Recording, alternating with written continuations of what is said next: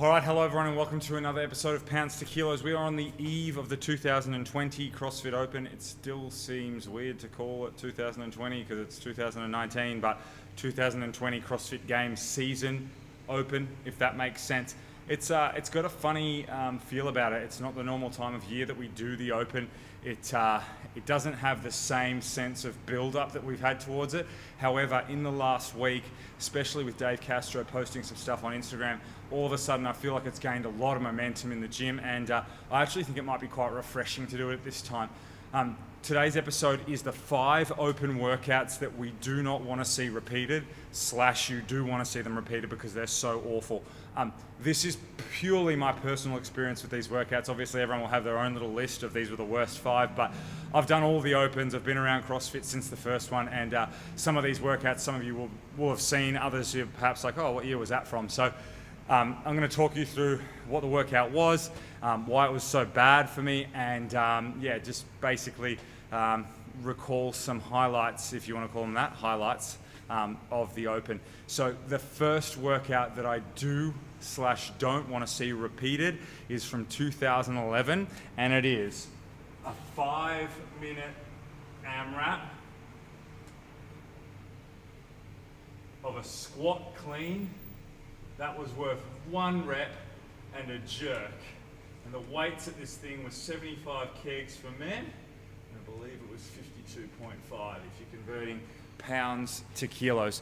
That was such a horrific workout, and here's why. In 2008 at the CrossFit Games, they had heavy grace, which was basically 70 kegs for gents. It was like 47.5 for women or something like that, and it was for time. And people like Jason Kalipa did 30 reps in like 2.5 minutes, and then Miko Salo redid it in his documentary in the next year. So people were sort of using that as somewhat of okay, this is how many reps are possible in this workout. So 5 minutes effectively of a clean and jerk, squat clean at that weight. A lot of people sort of set their sights for like 30 reps, maybe high 30s. In the end, the winner of this was the one and only Rich Froning for the men. He got 46 reps. I believe that was the highest score for this.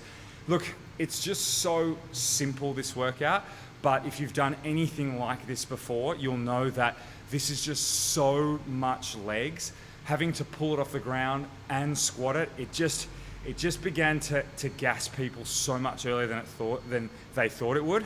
And actually, I remember judging this and sort of people doing, like, this is not an exaggeration, people would do 11 reps in the first minute and then do 11 reps in total for the next 4 minutes. It just smashed people. It was the perfect weight, 75 and 52.5, a weight that an experienced CrossFitter would look at and be like, oh yeah, there's no issues there, but really took its toll quite quickly. So that's the first, and remember, we're in no particular order right now, workout that, one, I wouldn't want to do again, but geez, I'd love to see it appear, just to see, one, what the community is capable of now, and two, sort of like, is it actually as painful as I remember it if I have to do it again?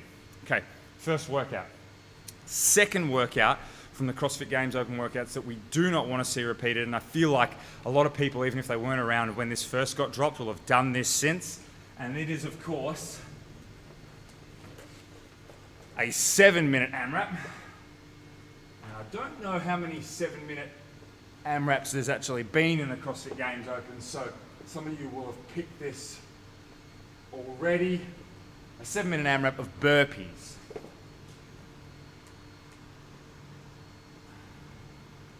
And if you want to get really specific, it was to a 6-inch touch. Okay, why was this so bad, and why would I not want to see it done again, / I do want to see it again? This was a great leveler. Really what this did was bring back a workout that both CrossFit Games athletes and your novice CrossFitter would have to approach in almost exactly the same way. I'm not saying the scores were the same, but in terms of the mindset to get through 7 minutes of pain, of just monotonous work, everyone had to sort of just grit and bare their teeth. I've coached this workout a lot since it was programmed in 2012, and I always say the same thing about it, which is you need to go out at a pace which you think is too fast, because whatever you think is too fast is exactly spot on. You'll begin to hurt earlier than you want to, but then you'll be able to push through that hurt. This was a workout that like people had all these crazy pacing strategies and metronomes and things like that. In the end, it was won by, it was a draw, I believe, in the men's, and I think in the women's, there was a games athlete that took it out, but the men's winner was a Russian aerobics instructor and Scott Panchak, who both got 160 burpees. People really thought that 100 burpees in this would be a fairly sort of, oh yeah, that's not too hard to do type thing. But the 6-inch touch means that when you program this at the affiliate, there's not a heap of people that get over 100 in this workout. Obviously, those that are going to regionals or those that are highly competitive, top 500 in their country or whatever it is, probably are getting over 100. But it's a pretty brutal test, and it's just so simple. I think I'd like to see this programmed again for 2 main reasons. One, like I said, amazing leveler for everybody. Doesn't matter whether or not you can snatch 300 pounds or only just brand new to the snatch. You're both going to do burpees and probably have a reasonable skill level at it. And if you've even just joined CrossFit but done some other training, you've probably got some reasonable capacity in it. So it's a great leveler. The second reason that I'd like to see it is that it's just so brutal. Like it's so brutal and it's so simple to set up. It's just like, hey, we're splitting the class in half. Half of you going now, half of you going in the second wave. Let's throw down. Let's measure up 6 inches. Let's go. It just doesn't require any of the how would I put it? You know, the warming up to certain weights, the skill development, any of that stuff. All right, workout number 3. This one doesn't get spoken about much, but it was really, really horrible. This is from 2012. In 2012, 18-minute AMRAP.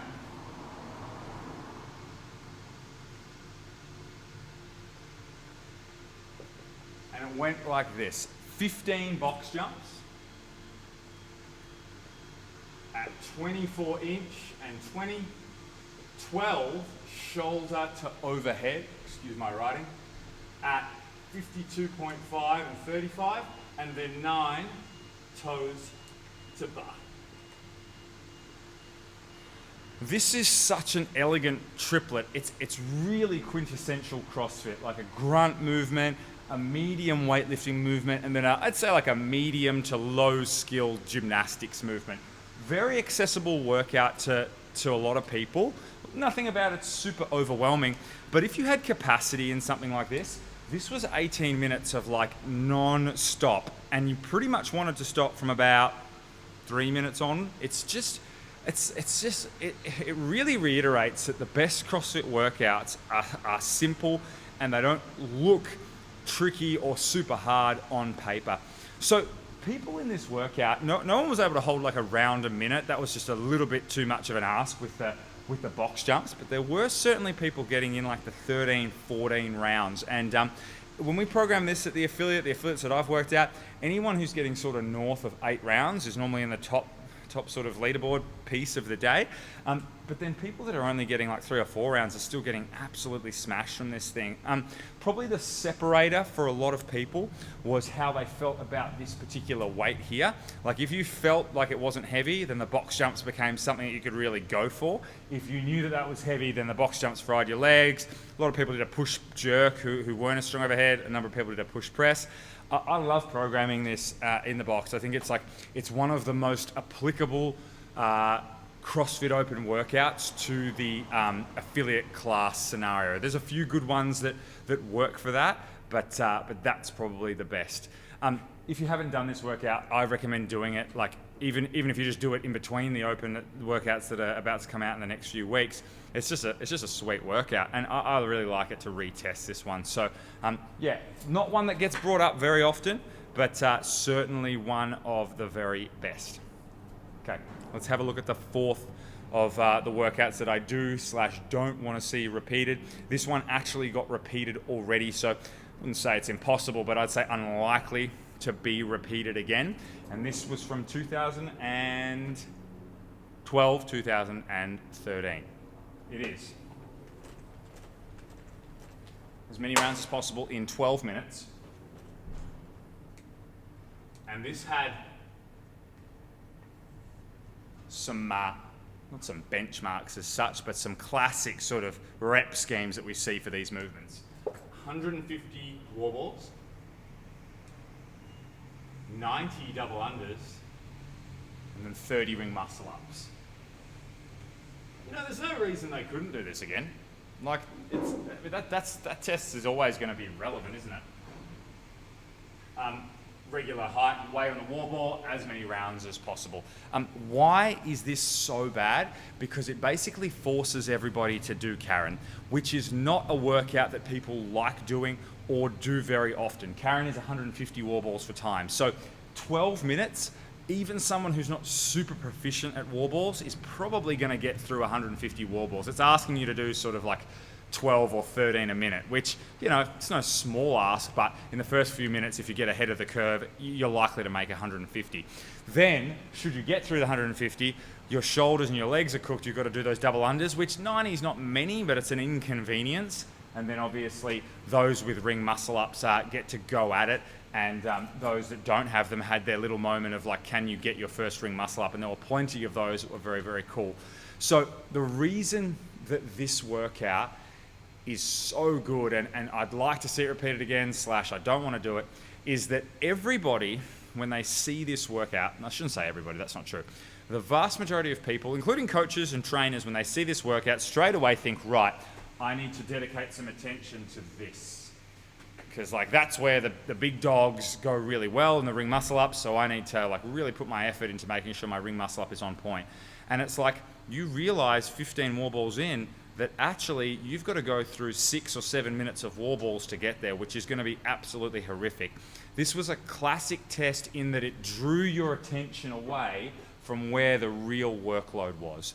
Even those that got to the muscle ups and got through the muscle ups, yes, a number of people got through the muscle ups, definitely did not spend more time doing muscle ups than they did doing wall balls. So it was like, I'm not going to say it was a trick as such, but it certainly played mind games with people about what they needed to prepare and focus on. And I love open workouts that do that. I also hate open workouts that do that. So this is another one that, again, I don't want to see it come up because, oh my God, like I just remember having to look up at that wall for a while. And I'm actually not bad at doing wall balls, but I wasn't ready for the pain of the wall ball because I was thinking about the ring muscle up. Okay.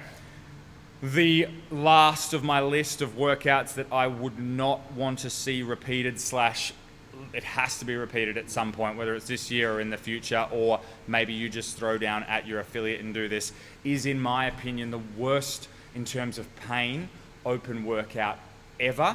It's never been repeated. A lot of people would think that it's like thruster, burpee over the bar for this one, but for me it's 15.5. And 15.5 is 27, 21, 15, 9, row thruster. That is, in my mind, the worst open workout of all time. And the reason that I think that it's not a bad call is that if you watch the video of Matt Fraser and Rich Froning doing it, it's just like those guys are just completely obliterated after doing it. They're in a space that you don't normally see them at. Why is this so bad? Because everyone can row 27 cals at a pretty decent click, and they do so, and then they're completely stuffed for the remainder of the workout. Just this combination, just such high power output, but a super accessible workout. The thruster weight was only Fran weight, so a lot of people could do this. There was no time cap on it, so people were spending 25 minutes doing it. The elites were doing it in sort of like the 6-7 minute mark. I think we will see this repeated. Whether or not we see it this year, I don't know. Guys, they're my 5 worst workouts for the CrossFit Open that you'll ever see. They're the ones I do want to see repeated / don't want to see repeated. Keep converting pounds to kilos.